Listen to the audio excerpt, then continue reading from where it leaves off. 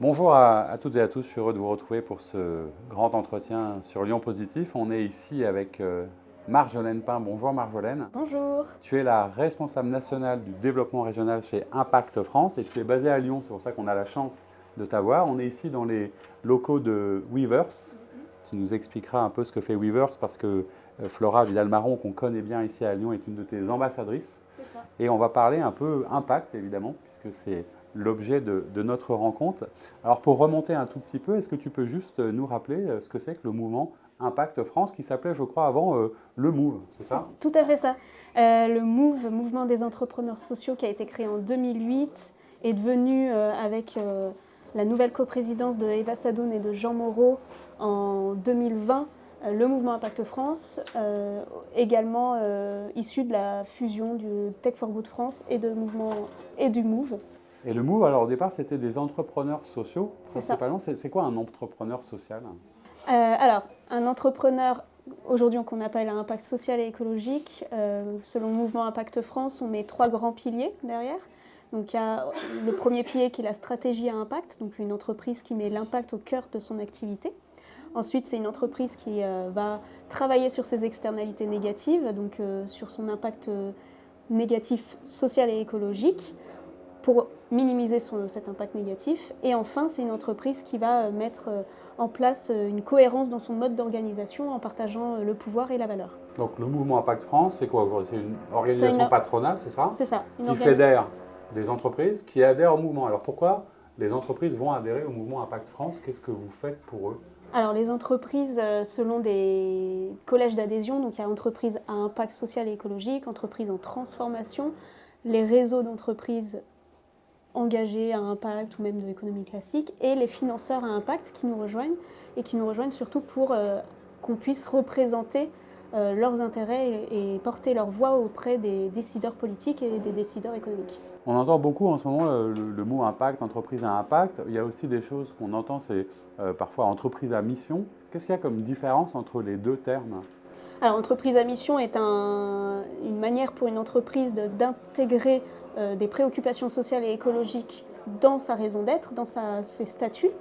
Une entreprise à mission va intégrer la recherche d'impact, mais ne va pas forcément remettre en question son mode d'organisation sur son partage de la valeur et du pouvoir.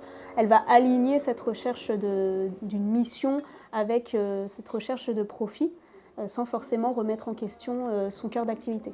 2008, ça veut dire que ça fait quand même un certain temps. Pourquoi est-ce qu'on a l'impression qu'aujourd'hui, c'est davantage d'actualité? Est-ce que c'est justement l'actualité, la transition, le changement climatique, toutes ces choses qui font qu'on a plus besoin de ça? C'était déjà là, on en parle plus. Comment est-ce que tu expliques qu'aujourd'hui, ce soit un vrai sujet de société? Comment on l'explique? Aujourd'hui, ce que nous on dit au Mouvement Impact France, c'est qu'on observe un alignement des planètes, entre guillemets, où autant les nouvelles générations, les jeunes générations, les salariés, les financeurs ont des nouvelles exigences sur la responsabilité des entreprises et leur rôle à jouer pour lutter contre l'urgence climatique et aussi pour avoir un rôle pour une justice sociale. Comment l'expliquer? C'est pas simplement quelque chose de générationnel, parce qu'il y a quand même beaucoup de jeunes, les coprésidents du mouvement sont assez jeunes, sont des trentenaires, etc.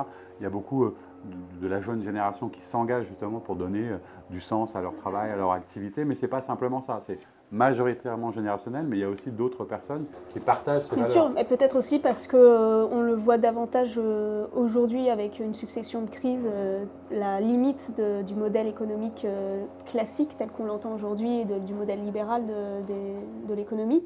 Et de voir que certaines entreprises qui sont plutôt de l'économie à impact s'en sortent davantage quand on a une crise énergétique, quand on a une crise comme le Covid où on ne peut plus importer des choses à l'autre bout du monde et qu'on est obligé de travailler avec ce qu'on a sur notre territoire.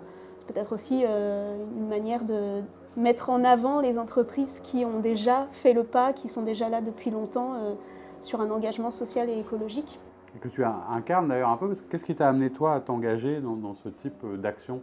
Tu étais intéressé par quoi? Tu as fait tes études, je crois d'ailleurs à Lyon, chez 3A notamment, qui est une école qu'on connaît bien. Mais c'était quoi qui t'intéressait toi? Plutôt l'engagement associatif, humanitaire, culturel, social? Ça vient d'où cette envie d'agir? C'est une bonne question. je pense que j'ai voulu faire mes études, j'ai voulu les orienter pour qu'il y ait un sens. À la base, c'était dans l'humanitaire, mais maintenant, ensuite, c'est allé très vite dans l'économie sociale et solidaire. Peut-être parce que c'était quelque chose de plus palpable pour moi, qui vient du monde de la ruralité, des parents agriculteurs, quelque chose de beaucoup plus ancré sur le territoire. Et cette perception que l'économie puisse permettre autant de possibilités de solutions pour le territoire et pour les territoires. Oui, je pense que ça vient de là, je ne sais pas. Non, il y a toujours une explication. Ce qui compte, c'est que tu sois là avec nous aujourd'hui. Alors, Impact France, au niveau national, c'est quoi? C'est 1500 entreprises en adhésion directe, près de 15 000 avec un certain nombre de mouvements, dont le CJD, qu'on connaît bien aussi, etc. Qu'est-ce que tu proposes en fait à tes adhérents et pourquoi des adhérents, des entrepreneurs, ont envie de te rejoindre? Qu'est-ce que tu vas leur apporter concrètement? Oui, alors c'est ce qu'on disait tout à l'heure, c'est le fait qu'en tant qu'organisation patronale, nous, on va faire un travail de plaidoyer et d'influence auprès des décideurs politiques et économiques. Et ce travail de plaidoyer, on ne le fait pas seul, ça vient de nos dirigeants et dirigeantes. On crée des groupes de travail, des chantiers autour de plusieurs sujets, comme l'industrie verte, comme la tech for good, comme les territoires à impact positif, où on propose à nos adhérents, nos dirigeants, d'écrire des propositions pour permettre le développement des entreprises à impact, mais aussi permettre la transformation de l'économie. Donc nos adhérents nous rejoignent, les dirigeants nous rejoignent aussi pour avoir ce cadre de travail. Les outils, on les outille beaucoup sur les sujets justement de plaidoyer, comment porter du plaidoyer. Et ils nous rejoignent pour ça, pour porter ce plaidoyer-là, avoir un espace pour s'exprimer et écrire du plaidoyer ensemble et le porter ensemble. Et ensuite, on a aussi des entreprises plutôt qui viennent pour la partie communauté, se retrouver avec des dirigeants et dirigeantes. C'est le partage de valeur aussi, quelque part. C'est ça, ils partagent de la valeur ensemble, ils se retrouvent autour de piliers de valeurs, mais aussi vont retrouver justement la possibilité de s'inspirer des bonnes pratiques des pionniers, ce que nous on appelle des pionniers et des pionnières, des dirigeants d'entreprise qui ont mis l'impact dès le départ dans leur entreprise, et pouvoir s'inspirer d'eux, de partager leurs bonnes pratiques. On a beaucoup de temps en masterclass par exemple, où on fait témoigner des dirigeants et dirigeantes d'entreprise sur comment ils mettent en place du partage de la valeur dans leur entreprise, comment ils ont décidé de changer de business model ou de modèle d'affaires pour aller vers plus d'impact. Donc il y a aussi cette recherche de partage de bonnes pratiques entre pairs. Ça fait partie vraiment des raisons pour lesquelles ils nous rejoignent. Alors on est ici à Lyon, en Auvergne-Rhône-Alpes, qui est une des régions les plus dynamiques, mais c'est vrai qu'il y a sans doute une histoire aussi de l'engagement. L'ESS était très présente à un moment sur le territoire lyonnais. En Auvergne-Rhône-Alpes et à Lyon, c'est quoi? C'est une centaine d'entreprises à peu près? Une centaine d'organisations qui sont adhérentes du mouvement Impact France. Et pourquoi l'échelon local est particulièrement important? En fait, c'est parce que tout part de la base. Pourquoi est-ce que tu as voulu organiser ça? Pourquoi le mouvement s'est organisé en région, localement? Qu'est-ce qui était important dans l'ancrage sur le territoire, comme tu l'évoquais? Ça rejoint notamment un travail qu'on est en train de faire sur du plaidoyer autour des territoires impact positif, pour expliquer aussi que les territoires, comme on appelle aujourd'hui, sont le meilleur endroit pour montrer qu'on peut construire une économie de la sobriété, par exemple, sur un territoire comme la métropole de Lyon. Alors justement, j'allais venir ici à Lyon. Est-ce que sur cette métropole qui est avec une nouvelle gouvernance, une nouvelle majorité qui est quand même plus concernée que la précédente sans doute par ces questions écologiques de transition, est-ce que tu as senti, toi, qu'il y avait du coup des relations, que vous étiez écoutés, que vous avez des liens avec les élus de la métropole et qui vous suivent, qui participent? Oui, tout à fait. On a des liens notamment avec l'élu à l'économie de la métropole de Lyon, pardon, qui sont notamment en effet plus resserrés depuis l'arrivée de... Ça permet d'avancer un peu plus vite. C'est ça. Alors on dit que dans le système Impact France, il y a un système par région d'ambassadeurs. Oui. C'est avec des personnes en fait, qui incarnent le mouvement sur le terrain. Tout à fait. C'est pour ça qu'on est ici d'ailleurs chez Weverse, parce que oui. Flora est une de tes ambassadrices. Ce qui est intéressant, c'est que les ambassadeurs sont élus par un collège des entrepreneurs de la région, c'est ça? C'est ça. On est dans le partage, dans le collaboratif. À quoi ça sert un ambassadeur? Un ambassadeur, ça sert à incarner la vision du mouvement Impact France. Comme je le disais, on est donc un mouvement d'entrepreneurs, de dirigeants et dirigeantes. Nous, les salariés, on est là en appui, on va outiller, on va leur permettre d'aller rencontrer des représentants politiques et économiques. Mais les meilleures personnes pour parler d'économie impact, c'est ceux qui le font et sont donc nos dirigeants et dirigeantes d'entreprise. Et donc, nos ambassadeurs et ambassadrices, leur rôle, c'est d'incarner cette vision d'Impact France, donc de diffuser la vision politique auprès des élus, donc de faire des rendez-vous avec des élus, faire des rendez-vous avec des représentants de réseau, de pouvoir aussi, même auprès de banques, etc., pour parler de c'est quoi aujourd'hui Impact France, qu'est-ce qu'on porte comme vision, qu'est-ce qu'on porte comme plaidoyer, c'est quoi nos propositions. Donc c'est eux qui peuvent l'incarner au mieux.